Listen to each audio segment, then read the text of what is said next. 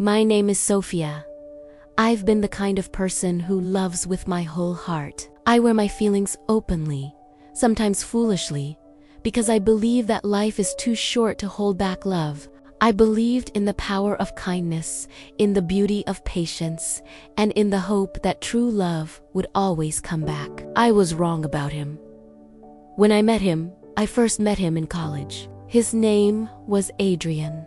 He had this quiet charm, a laugh that could make the room feel warm, and eyes that seemed to see everything but me. At first, I told myself I was just noticing him, nothing more. But slowly, he became the center of my thoughts, the person I wanted to share my happiest and darkest moments with. I noticed the little things about him. How he liked his coffee black, how he scribbled notes in the margins of his notebooks, how he never seemed to sleep enough. I listened to him when he spoke about his dreams, his fears, and his past. I celebrated every victory with him. His exams, his small promotions, the day he finally learned to ride a bike without fear. I thought that showing love, supporting him endlessly, would be enough. The heartbreak of being almost chosen, but love, as I learned, is not about how much you give. It's about how much is returned. Adrian never looked at me the way I looked at him. He was kind, yes, sometimes affectionate, but he never loved me back in the same way. He laughed with me, but never leaned on me for comfort. He shared his dreams, but never asked for mine. I stayed, hoping my patience would awaken something in him. I justified it to myself. Maybe he is just shy. Maybe he hasn't realized yet. Maybe he's scared.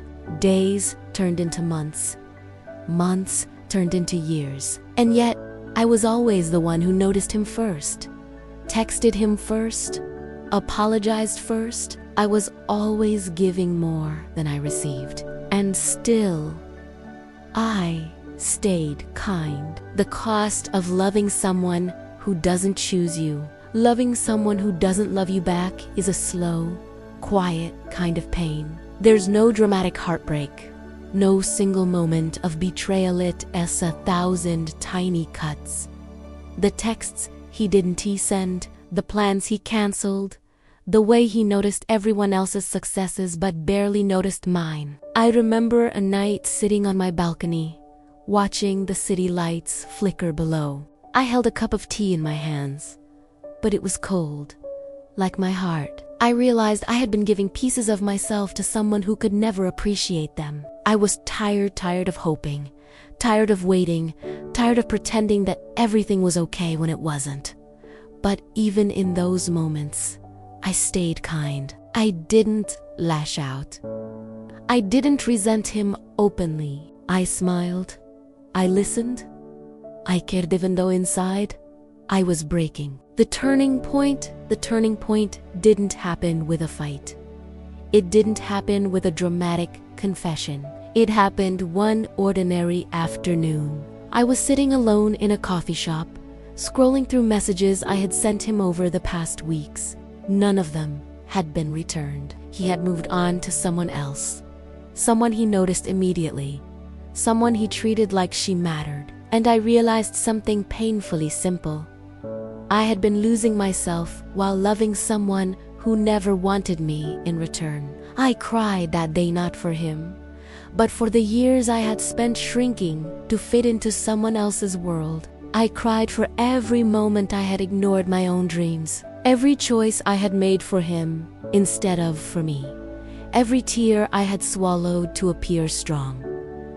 That night, I made a choice. I would love myself as fiercely as I had loved him. I would be kind, yes, but first, to myself.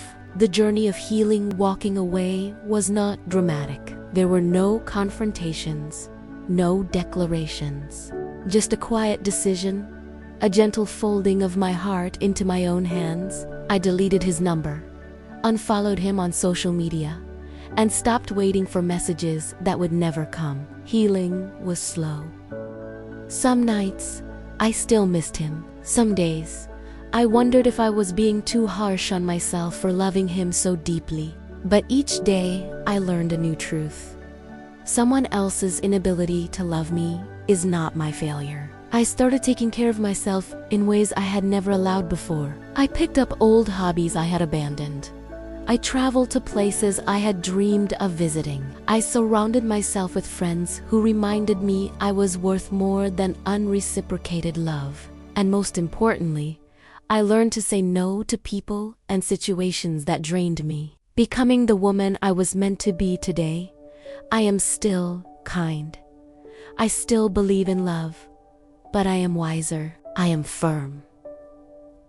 I am gentle, yes, but with boundaries. I love deeply, but I no longer pour my heart into someone who cannot choose me. I am Sofia, the woman who loved someone who never loved her back and still chose to remain soft in a hard world. I am a woman who smiles freely, not because I am pretending to be happy, but because I have found peace. I am a woman who listens not to manipulate or to win affection, but because listening is a gift I give freely to myself and to those who deserve it.